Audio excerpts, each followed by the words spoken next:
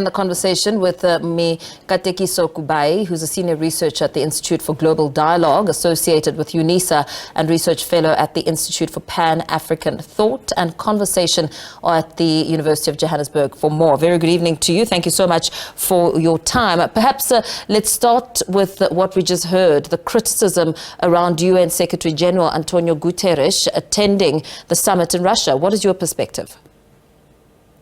Well, thank you so much for starters for having me on your show to have this conversation.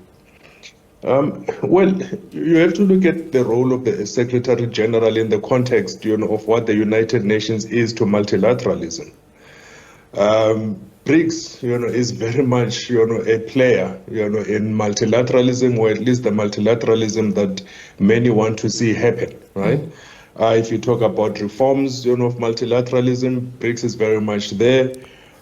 This was not the first BRICS summit that Antonio Guterres would be, attending. He attended the one in South Africa.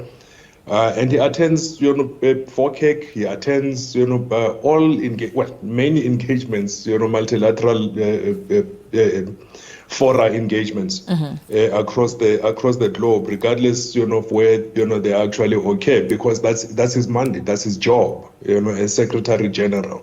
So all of these, institutions, of multilateralism as we have it today are pretty much, within his purview, right? He has to attend, he has to engage with everybody, despite, tensions, that, may be present between, the various global players. He has to be, that neutral party that attends everything.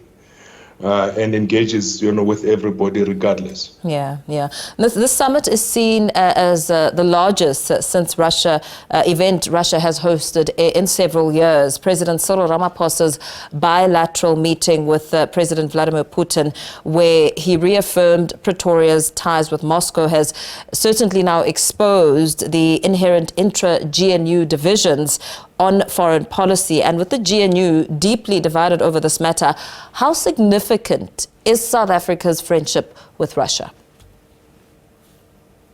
Well, that various, ways, of course, of looking at this, various aspects or dimensions to it.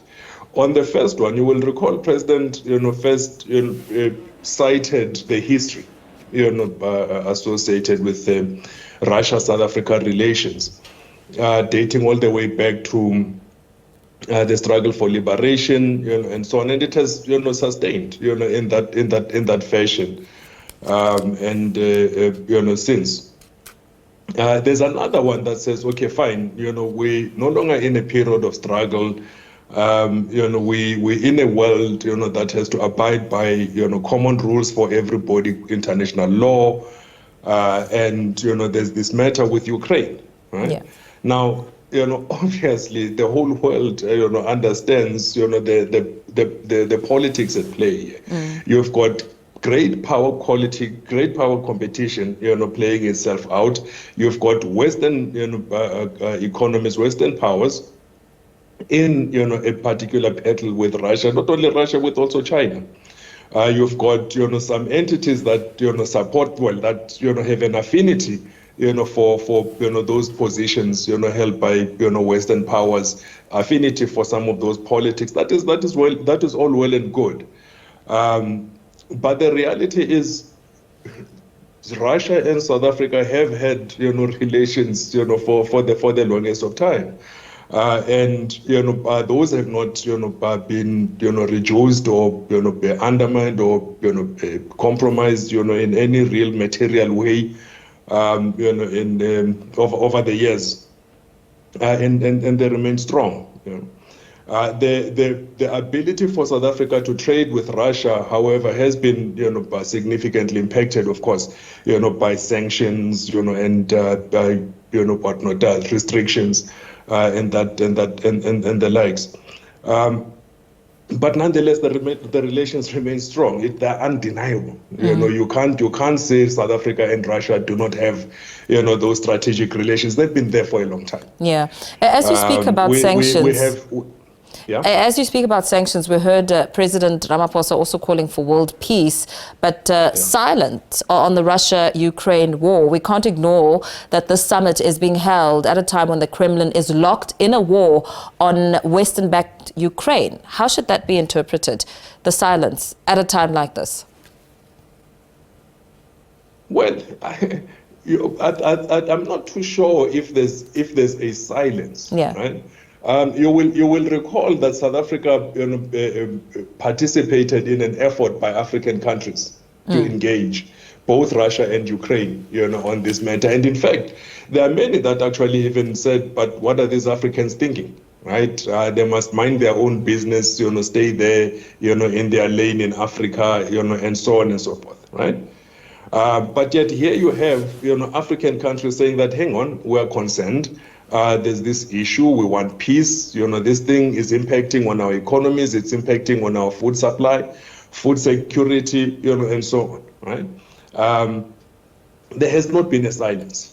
It was the silence was recent as we listened to him speaking. But yes, you're correct. In the past, it has not been silent. But this time around, maybe dynamics have changed. Well, in which way? I wouldn't know.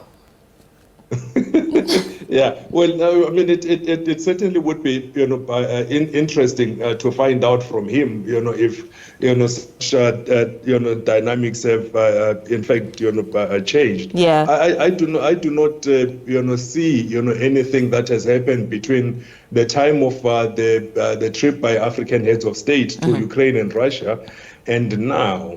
Not very much, has changed, apart from the fact that we have had elections, as have, other African countries and others across the world. But beyond that, the politics are still the same. Yeah. The great power competition is still there. The crisis, Russia-Ukraine crisis is still there. So not very much has actually, changed, in a material way. Does he mention? Should he mention? Something. About. What would he say? What would he say that he hasn't? Perhaps. Already said. I don't know. I mean, he may well have chosen to say, okay, fine. We remain concerned. About this. Crisis that is there. The crisis between Russia and Ukraine. He could also maybe have added, the crisis, in the Middle East, that is happening. He could have maybe individualized the crisis as well in the Sudan. He could have, maybe listed all of them. I don't know, but it's not the only crisis, the Russia-Ukraine crisis. Yeah, it isn't isn't the only one. I mean, pardon me, I do apologize to interrupt you, just for the sake of time. We know that, it's been said Putin is hoping for some sort of PR win against Ukraine and the West, trying to send a message that despite the war and Western sanctions, Russia still has plenty of international partners willing to interact with it, willing to trade with it. What is your perspective around some of the messaging that this signifies for the Putin side? Well, it doesn't surprise. I mean, of course, you will recall that there are those that don't like BRICS to begin with. I mean, there are those that, support it. There are those, that agree, with the reform and development agenda that it carries. And there are those that don't, right? And of course, a whole number of, perspectives and narratives, will play themselves out, will be floated, out there. Those that don't like BRICS, those that do not like Putin, will take this opportunity to use Putin to lash, at the BRICS. In fact, I've I've even heard, many saying that no, but BRICS is a club, of authoritarian regimes, and that sort of thing, right? But yet BRICS continues to attract. I mean, President Putin is correct. I mean, there are many countries that want to join BRICS. They want to join BRICS for a reason. Not because Putin happens to be a member, a president of a member of the BRICS bloc, but because of what the BRICS bloc stands for, right? It's it's for a reform and development agenda that it carries, and it's attractive to many countries. So it's got absolutely nothing to do with the presence of President Putin, in the BRICS bloc, that, many want to join it, or that, it has so far succeeded to, where it currently sits, in global affairs. Yeah. There are, a whole many, dimensions to BRICS, other than just a President Putin PR show.